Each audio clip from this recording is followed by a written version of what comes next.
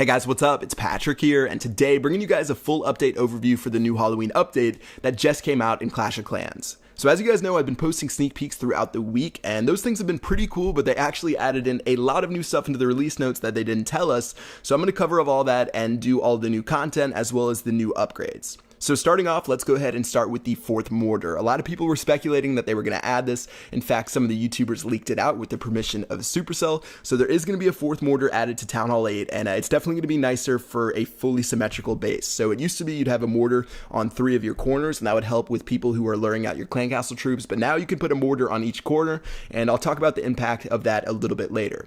So looking at the biggest thing with this update, obviously the skeleton trap was the last sneak peek yesterday. I'm going to go ahead and build all 3 of those and talk a little bit about what they're going to do. So first things first, some people were saying that they're just going to be a seasonal thing, but they're actually going to be permanent and they're not just for Halloween. So when it goes to Christmas and this update's over, the skeleton traps will still be there. So don't worry about spending all the gold. They'll still be there when the next update comes out. Alright, so looking at what we've got, at level 1, the skeleton trap's going to spawn 2 troops. At level 2, the skeleton trap's going to spawn 3 troops. And then after I upgrade this guy to level 3, you're going to see the artwork's going to change for the level 3 guy, as well as you're going to be able to spawn 4 troops. Just like the Expo, these things are going to be able to be set to ground or air, so you're going to just have to decide based on your base preference, and I'm probably going to put these in the center of my base. Like I said in the sneak peek video, I think it's going to be super useful to put these guys right next to your town hall for when someone attacks you, because usually if someone gets to your town hall and they only have a couple of troops left after they've gone through your Inferno Towers, your Expos, or whatever, it's going to be super nice to have these skeletons there because they're going to distract them and cost them at least like 10 seconds when they have to destroy these, and that might be the difference between winning or losing the raid. So looking at the Spell Factory, they did add in a 1-gen boost for the Spell Factory for the duration of the Halloween update, so that's pretty nice. And yeah, let's take a look at some of the other things we got in this update. So for clans, they added in a lot of different clan stuff, and I sort of did that in sneak peek number 2 and 3, but let's go over it one more time. First of all, they added in war frequency, so whenever you create your clan, you can say if you're always going to war, never going to war, sometimes going to war. They have a bunch of different options there, as well as clan location, which we have set ours to Djibouti. So not sure why we have it like that, but I think we'll keep it around there for a while. And finally, the clan tag, that's going to give you a different hashtag that people can search and they can find your clan and sort of wade their way through the imposters. So I know for us there's like 100 different Clashronauts clans, so if you guys search the hashtag that you see right there, you'll be able to find us super easily. Unfortunately, it's super long and it doesn't make any sense, so yeah, go ahead and pause the screen and search it up if you want to find us.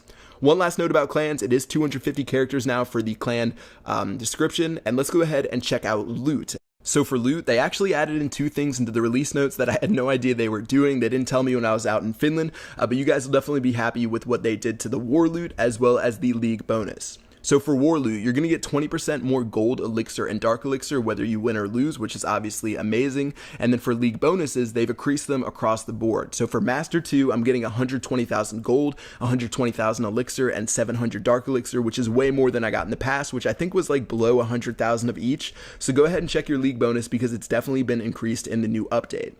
Some final notes, they did do some boost improvements that I talked about in the sneak peek. You can boost all of your barracks at once, as well as they reduced the cost of some like really minor boosts, I think for like the level 11 gold mine and elixir pumps, so there's that. And then finally, for your profile, they've added in a super useful feature that lets you check what level troops you have and check other people's troops before you like let them in your clan. So if you go to someone's profile, you can see all of their troop levels, you can see their spell levels, their king and queen, what level those guys are. So this is going to be really helpful for recruiting, and you're not going to have someone train up archers before they try to join your clan, because I know in the past when we were recruiting people for Clashronauts, we'd say, hey, make sure you have level 6 archers and you've trained it up in your army camp, and people would request and they don't have any archers in their army camp, so you don't know what level of troops they have. It was a huge pain, but now you can just check out their profile, see what they've got, and then you can either accept or deny them when they try to apply to your clan. So that's pretty nice. Some final notes, they also made it so the obstacles only take 15 seconds to remove at all levels. So whether you're doing a tree or a bush or anything like that, I think it's 15 seconds across the board.